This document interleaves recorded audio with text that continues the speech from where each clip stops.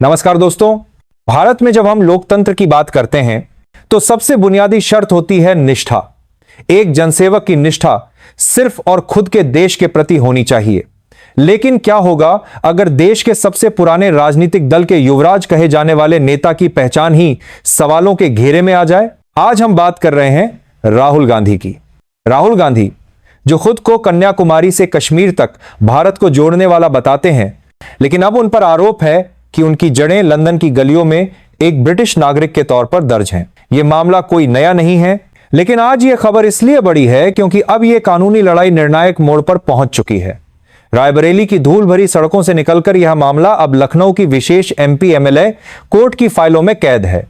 भाजपा नेता एस विघ्नेश शिशिर ने जो दस्तावेज पेश किए हैं वो कोई साधारण कागज नहीं है, बल्कि वो उस कंपनी के रिकॉर्ड्स हैं जो साल 2003 में लंदन में रजिस्टर हुई थी। इन दस्तावेजों में राहुल गांधी ने खुद को कथित तौर पर एक ब्रिटिश नागरिक घोषित किया था। अब सवाल यह है कि क्या एक व्यक्ति एक साथ दो नावों पर सवार हो सकता है? क्या भारत का संविधान इसकी इजाजत देता है? भारत के संविधान के अनुच्छेद 9 को अगर आप ध्यान से पढ़ें तो वो साफ कहता है कि यदि कोई भारतीय नागरिक स्वेच्छा से किसी विदेशी राज्य की नागरिकता प्राप्त कर लेता है तो उसकी भारतीय नागरिकता स्वतः ही समाप्त हो जाती है। अब यहां दो पहलू हैं, एक कानूनी और दूसरा नैतिक। नैतिक पहलू यह है कि आप संसद में बैठकर भारत की सुरक्षा, भारत की नीतियों और भारत के भविष्य पर भाषण देते हैं, लेकिन आपके पास बैकअप के तौर पर एक विदेशी पासपोर्ट की सुरक्षा मौजूद है। यह उन करोड़ों भारतीयों के साथ एक बहुत बड़ा इमोशनल फ्रॉड है जो आपको अपना नेता मानते हैं। कोर्ट में कल 5 जनवरी को करीब 2.5 घंटे तक चली जिरा में दस्तावेजों की विश्वसनीयता पर बात हुई।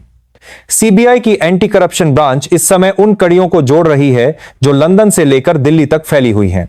राहुल गांधी के वकील इसे पॉलिटिकल वेंडेटा यानी राजनीतिक प्रतिशोध बता रहे हैं। उनका तर्क है कि यह सिर्फ छव्वे खराब करने की कोशिश है। लेकिन सवाल यह उठता है कि अगर यह सच नहीं है तो इतने वर्षों से यह मामला खत्म क्यों नहीं हुआ?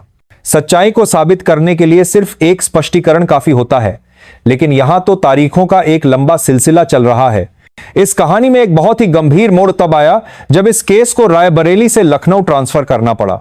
आपको याद होगा कि रायबरेली को गांधी परिवार का अभेद्य किला माना जाता है, लेकिन न्याय की तराजू किसी के गढ़ या किले को नहीं देखती। इलाहाबाद हाईकोर्ट की लखनऊ बेंच ने जब यह महसूस किया कि रायबरेली की अदालतों में इस मामले की निष्पक्ष सुनवाई मुमकिन नहीं है तो उन्होंने इसे ट्रांसफर करने का आदेश दिया। शिकायतकर्ता शिशिर ने जो आरोप लगाए वो हैरान करने वाले हैं। उन्होंने बताया कि किस तरह कोर्ट रूम के भीतर और बाहर कांग्रेस समर्थकों और वकीलों ने हंगामा किया, डराने धमकाने की कोशिश की और न्यायिक प्रक्रिया को बाधित किया। ये वही लोग हैं जो दिन रात टीवी पर आकर लोकतंत्र खतरे में है का विलाप करते हैं, लेकिन जब खुद के नेता पर कानून का शिकंजा कसता है तो वही लोकतंत्र उनके लिए एक खेल बन जाता है। जस्टिस बृजराज सिंह की बेंच ने माना कि निष्पक्षता के लिए जगह बदलना जरूरी है और अब शिकायतकर्ता को बाकायदा पुलिस सुरक्षा दी गई है। क्या यह एक स्वस्थ लोकतंत्र की निशानी है कि एक शिकायतकर्ता को सच बोलने के लिए सरकारी सुरक्षा की जरूरत पड़े? बात सिर्फ राहुल गांधी तक सीमित नहीं रह गई है। यह आंच अब प्रियंका गांधी वाड्रा तक भी पहुंच रही है। एस विघ्नेश शिशिर अब केरल हाईकोर्ट जाने की तैयारी में है ताकि प्रियंका गांधी की चुनावी जीत को चुनौती दी जा सके। आप सोचिए, अगर ये आरोप साबित हो जाते हैं तो यह भारत की राजनीति का सबसे बड़ा नागरिकता घोटाला साबित होगा। यह सिर्फ एक चुनाव हारने या जीतने की बात नहीं है, यह देश के साथ विश्वासघात का मामला बन जाएगा। गांधी परिवार हमेशा खुद को आजादी की लड़ाई का वारिस बताता है, लेकिन अगर उसी परिवार का वारिस विदेशी नागरिकता के मोह में फंसा पाया जाता है तो उनकी पूरी राजनीतिक विरासत ताश के पत्तों की तरह ढह सकती है। राहुल गांधी वायनाड से लेकर रायबरेली तक की यात्राएं करते हैं, न्याय की बात करते हैं, लेकिन अपनी नागरिकता की सच्चाई पर उनकी चुप्पी बहुत गहरी है। राजनीति में चुप्पी का मतलब अक्सर स्वीकारोक्ति मान लिया जाता है। अगर आप पाक साफ हैं तो आपको डरने की जरूरत नहीं होनी चाहिए, लेकिन यहां तो हर सुनवाई के साथ नए दस्तावेजी सबूत सामने आ रहे हैं जो ब्रिटिश पासपोर्ट की कहानी को और पुख्ता कर रहे हैं। 6 जनवरी को कोर्ट में फिर से बहस हुई। सीबीआई ने अब तक की जांच का जो ब्यौरा दिया है और केंद्र सरकार से जो जवाब मांगे गए हैं वो आने वाले दिनों में राहुल गांधी की संसद सदस्यता के लिए काल बन सकते हैं। हमने पहले भी देखा है कि मानहानि के मामले में उनकी सदस्यता जा चुकी है, हालांकि बाद में उन्हें राहत मिली। लेकिन नागरिकता का मामला मानहानि से कहीं ज्यादा गंभीर है। यह सीधे सीधे योग्यता का सवाल है। अगर आज कोर्ट में इन तथ्यों पर मुहर लग जाती है कि 2003 के वो दस्तावेज असली हैं, तो राहुल गांधी के लिए राजनीति के दरवाजे कानूनी रूप से बंद हो सकते हैं। आज के भारत में जनता बहुत जागरूक है। वो अब सिर्फ उपनामों के आधार पर वोट नहीं देती, उसे यह जानना है कि जिस नेता को वो चुन रही है उसका दिल और उसकी नागरिकता पूरी तरह से भारतीय है या नहीं। आज की सुनवाई सिर्फ एक अदालती कार्यवाही नहीं है, बल्कि यह राहुल गांधी के राजनीतिक भविष्य का एक्सरे है। क्या वो एक भारतीय जनसेवक के रूप में उभरेंगे या फिर एक विदेशी नागरिकता के बोझ तले दबे हुए राजनेता के रूप में इतिहास का हिस्सा बन जाएंगे? यह देखना दिलचस्प होगा कि लखनऊ की यह विशेष अदालत इस नागरिकता के बवंडर पर क्या फैसला सुनाती है। अब आप सोच रहे होंगे कि आखिर साल 2003 का यह मामला 2026 में आकर इतना बड़ा कैसे बन गया। यह हमारे सिस्टम की एक ऐसी कड़वी हकीकत है जिसे समझना आपके लिए बहुत जरूरी है। राहुल गांधी की नागरिकता का यह मुद्दा पिछले कई सालों से हवा में तैर रहा था, लेकिन हर बार इसे राजनीतिक आरोप बताकर ठंडे बस्ते में डाल दिया गया। लेकिन अब जो सबूत सामने आए हैं वो किसी नेता का भाषण नहीं, बल्कि सर्टिफाइड डॉक्यूमेंट्स हैं। सुब्रमण्यम स्वामी से लेकर एस विघ्नेश शिशिर तक यह लड़ाई एक लंबी कानूनी मैराथन रही है। आज जब लखनऊ की अदालत में सीबीआई की फाइलों के पन्ने पलट रहे हैं, तो सवाल सिर्फ राहुल गांधी पर नहीं, बल्कि उन संस्थाओं पर भी उठ रहे हैं जिन्होंने इतने सालों तक इस संदिग्ध जानकारी को नजरअंदाज किया। अगर कोई आम आदमी अपनी पहचान छुपाकर सरकारी नौकरी पाने की कोशिश करे, तो उसे तुरंत जेल भेज दिया जाता है और उसकी संपत्ति तक कुर्क हो जाती है।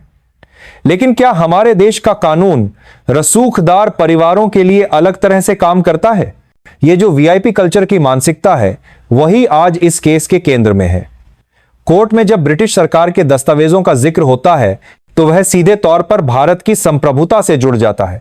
एक ऐसा व्यक्ति जो भारत का प्रधानमंत्री बनने का सपना देख रहा हो, अगर उसकी निष्ठा दो देशों के बीच बंटी हुई है, तो यह देश की सुरक्षा के लिए एक बड़ा रेड फ्लैग है।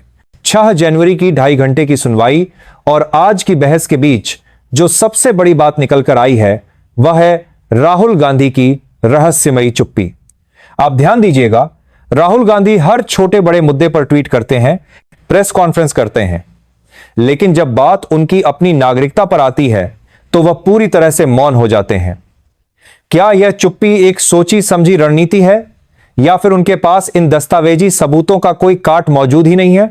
उनके वकील कहते हैं कि उन्हें बदनाम किया जा रहा है, लेकिन बदनाम करने के लिए कोई लंदन की कंपनी हाउस में जाकर रिकॉर्ड्स नहीं बदलवा सकता।